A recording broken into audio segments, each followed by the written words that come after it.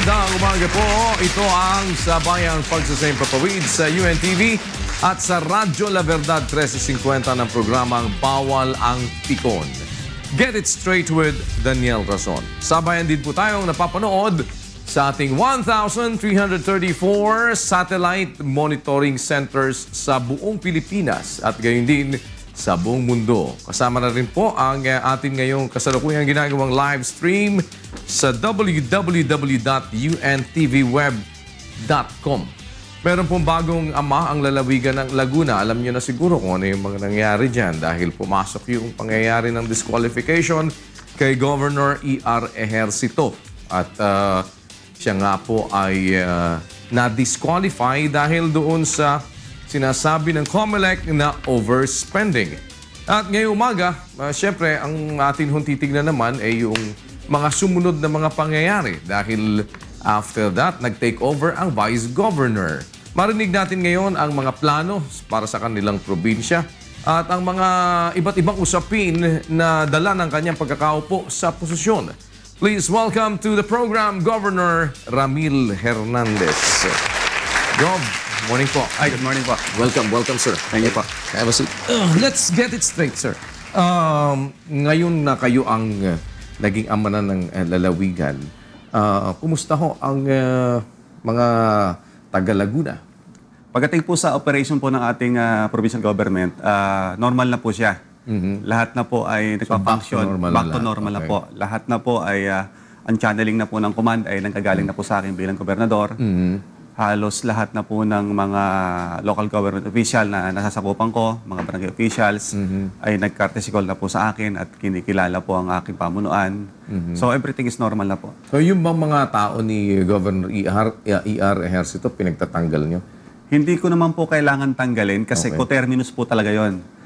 Automatic po siya na kapag nawala po ang gobernador, ay kasama po sila yung mga coterminous. Yung pong mga casuals na ordinaryong employees, job orders, yung mga contractuals, ay in-extend ko pa nga po sila hanggang June 30 para meron po silang time para mag-reapply. Alright. So dadaan po tayo sa normal na proseso ng pag-a-apply. I-evaluate po uli sila kung yung pong mga performance po nila ay maganda, kung talagang nakita po natin na hindi naman sila nag-overlap ng trabaho, wala naman numbers of employees doon sa isang departamento na ang iba naman hindi kailangan. So lahat po yun yung i-consider. So lahat po naman ng makikita natin na papasa sa evaluation at makikita natin na talagang kailangan ng opisina, ay lahat po yun ay hindi po matatanggal. So will you be comfortable working with the people loyal to the former governor? Actually, sabi ko nga, karamihan naman doon sa mga bumoto kay Governor E.R. na nandoon ay bumoto rin sa akin as Vice Governor. So when it comes to loyalty, saka na po natin pag-usapan yan sa 2016. Basta mahalaga, magtrabaho po tayo ng maayos. Sabi ko nga, kahit mga sarili kong tao at nandyan, hindi nagtatrabaho, ako mismo tatanggal. Pero kung ang nag-appoint sa kanila dati si Governor E.R. at mapapakinabangan naman ng ating probinsya at magtatrabaho na maayos, ay bakit ko po naman tatanggalin? At kung makikita naman nila na magandang trabaho ko, edi nasa kanila ng judgment kung ako ay pagdating ng araw ay ako'y sasamahan nila. Basta mahalaga ngayon ay makatulong sila sa ating probinsya. Tinangka nyo din labanan si Governor E.R. before, ano? Yes, 2010 po yan. At hindi kayo nagliwagi sa kanya? Opo, hindi po natin napanalunan. Ganun po talaga. At kaya kayo bumalik ulit sa pag-vice governor? Bumalik po as vice governor. Noong mga panahon po na nasa board naman kayo, board member naman kayo, are you aware of yung mga utang po ng lalawigan? Actually, noong 2004 po hanggang 2007 ay board member po ako noon. At nagkaroon po kami ng utang na 200 million para po doon sa pagpapayos ng ospital namin. So, unti-unti po naman nababayaran yon. Then, 2007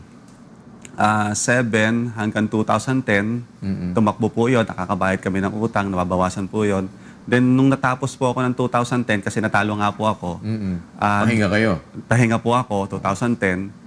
Umupo pong governor, si Governor E.R. Doon na po lumobo yung utang. Umabot na po ng 2 billion. At yung utang ninyo ngayon na yun, naiwan sa inyo? Naiwan po. Okay. Yung pong last interview ko sa Head Start ay ang binanggit ko pong utang ay 1 billion.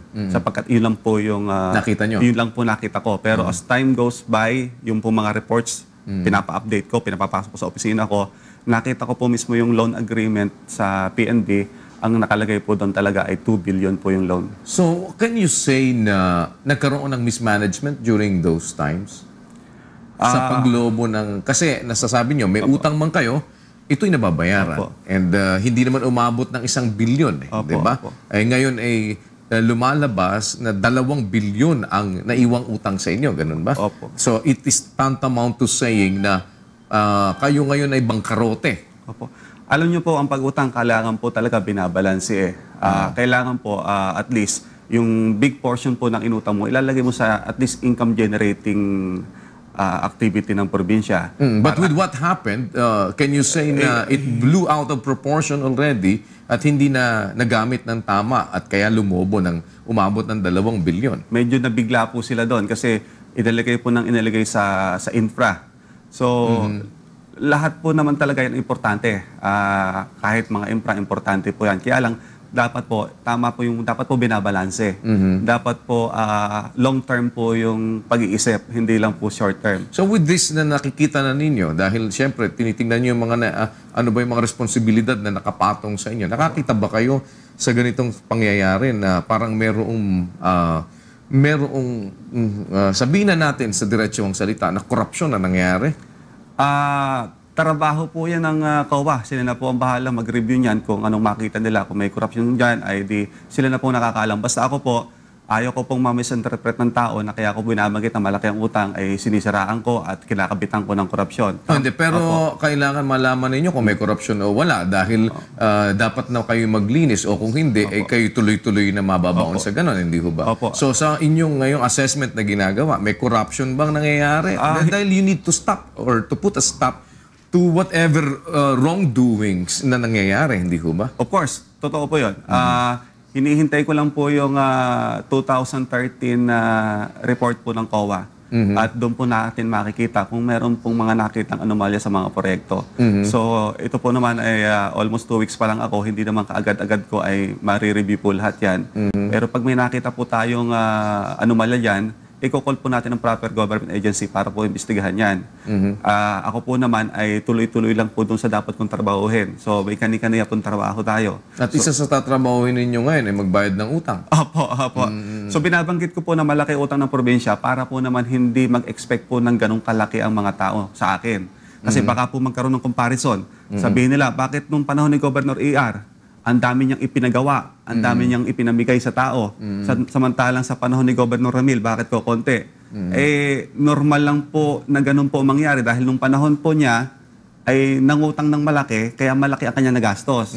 So sa panahon ko po, yung budget ko po, yung annual budget ng ating probinsya, ang malaking portion po noon ay ipambabayad ng utang. Hindi ba kaya naman isipin naman ng iba inuunahan na lang ninyo para kayo meron na kagad excuse dun sa mga magiging kakulangan ninyo sa dapat na gawin ninyo? Hindi po. Kasi ang akin po ay wala naman po akong tinanggal doon sa mga gandang programa eh.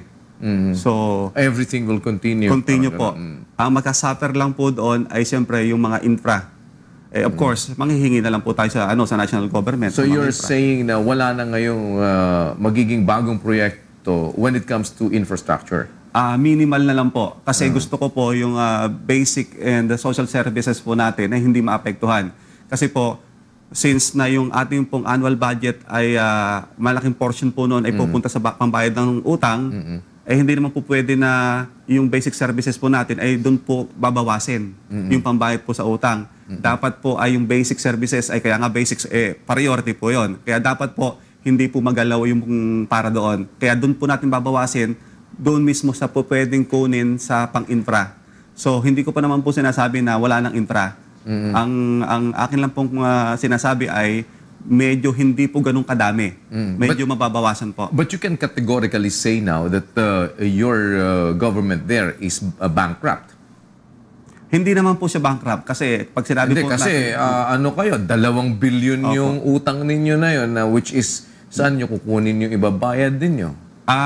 Nasa batas po naman na yung 20% po ng aming annual budget ay i-set aside po yun sa debt servicing. So 20% po ng annual budget namin, doon po mapupunta sa pambayad ng utang. O kaya nga, plus interest. Which is not sufficient to cover for the existing loan na nagballoon, di ba? Opo. So matatapos ang term ninyo that you will not be able to pay for that.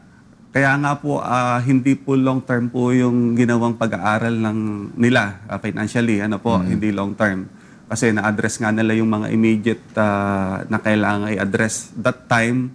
Kaya lang po, kung titingnan natin ng long-term, malaki ang gastos, malaki ang interest. Ibig sabihin lang, naalis din kayo na wala rin pera ang Laguna. Dahil hindi ninyo mababayaran yun hanggang matapos ang termino ninyo Hindi po natin masabi. Let's say na bigyan ng chance tayo na tumagal. Yung pong 12 years, kung halimbawa po tayo nandyan ng 10 years, hindi po natin masabi. Maaari po naman, depende po sa kapalaran natin, ay tuloy-tuloy po naman yung pagbabayad ng utang. So, habang tumatagal po, ay nababawasan din yung utang. So that is if you will be able to make it to the 2016 elections. Hindi po na natin masabi kasi ngayon po ang focus ko ay ayusin muna yung pagpapatakbo sa probinsya. Yung pagtakbo sa 2016 ay hindi ko pa po masyadong iniisip yan. Ang mahalaga po muna ay makaakto muna ako dun sa aking bagong trabaho. Ganun naman lagi sinasabi ng mga politiko, di ba? But in reality, those are things na pinaghahandaan natin. Dahil of course, lahat naman dapat paghandaan na natin kung ano man yung darating pa. So not only yung meron tayo ngayon, dapat malayo din yung pananaw natin. Part of being parang far-sighted, yung tignan mo kung ano yung beyond dun sa term ninyo, di ba? Tama po yun. Siyempre, at the back of your mind, siyempre, meron ka din pong counting paghahandang ginagawa. Pero dapat hindi naman maka-apekto doon sa trabaho na masyado ka namumuliti ka. Alam niyo po, destiny yan ako nga masaya na po ako na-elect ako na vice governor ako at medyo sinet aside ko muna yung pangarap ko maging governor. Noon pong... Hindi ka naman kasabot doon sa pagpapalis. Hindi po. Nung ako po ay nakontento na maging vice governor na muna at hindi ko na po pinagpilitan sarili kong tumakbong governor, saka naman po ako naging governor. Kaya ano po yan may plano po ang Diyos na hindi natin pinaplano Yun bang mga ngayong kasalukuyang, kasi tingnan na ninyo kung ano yung pwede nyo ituloy sa mga ginawa nung nakaraang administrasyon. Ano naman doon sa mga nakita ninyong ginawa nung nakaraang administrasyon ang dapat right away, bukod dito sa utang na ito, ay putulin ka agad at mukhang hindi tama sa tamang pamamahala?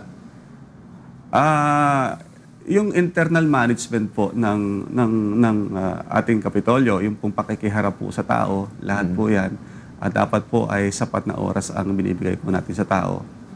At, bakit hindi ba yun nagawa ni former Governor Ejercito? Hindi na po sa akin manggagaling. Mga taga Laguna na po ang makakapagsabi kung natatagpuan na po nila sa office si Governor. Kasi ang masama po kasi ngayon ay pagka po kayo nagkasalita ng hindi ganun kaganda sa pandinig po nila, para po ako'y naninira. Kaya po mga taga Laguna po ang inyo pong tanongin kung sila po nakakausap si Governor sa tamang oras.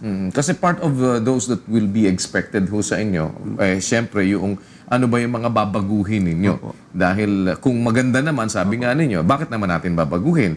Ipagpatuloy natin. Ibig sabihin, pag hinintuan ninyo, ang palagay ninyo, yun hindi maganda. Na dapat na magkaroon ng tuldok na kaagad.